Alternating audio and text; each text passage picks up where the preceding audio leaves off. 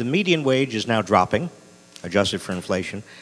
And most people looking at it, most economists looking at it, find that it's no longer globalization that's causing the median wage to drop. It's actually technological change. Sure. Now, if we are really on the cusp of the kind of disruptive technologies you're talking about, we could presumably see a lot of people not only out of work, but the median wage continue to drop. Absolutely. So the question is, who's going to buy the stuff? So it's a fascinating question. Let me answer it in two parts. One, a friend of mine, an SU alumnus, just wrote a book, which I love. I love the title in particular, but the content's awesome too. It says, the title is Robots Will Steal Your Jobs, but That's Okay.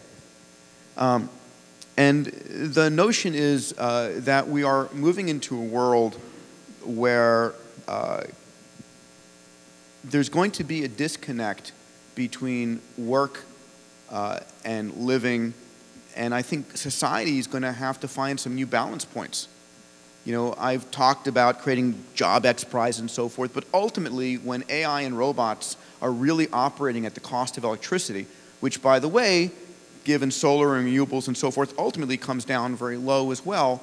We live ultimately, whether you want to fantasize with me or not, in a Star Trek universe where I have the ability for what my basic needs are being met.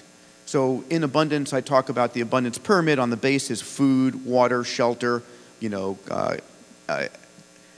education, energy, communications, healthcare, and freedom.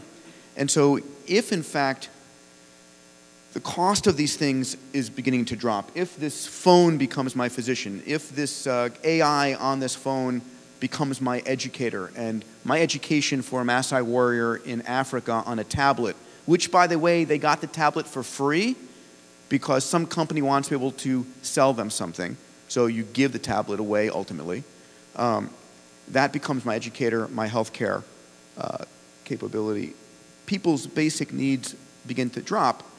You know, the example I give is if you look at people below the poverty line in the United States today, 99% of the people under the poverty line today have a refrigerator, a flushing toilet, running water, a roof over their heads. Something like 88% have air conditioning, 78% have a car. Basically, these are the most impoverished in America that have resources and capabilities that the wealthiest 150 years ago never could dream of. We're moving the poverty line.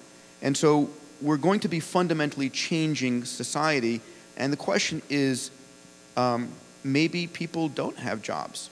You know, I was joking where I say I'm sort of a libertarian capitalist at heart, but we're heading towards a future of socialism.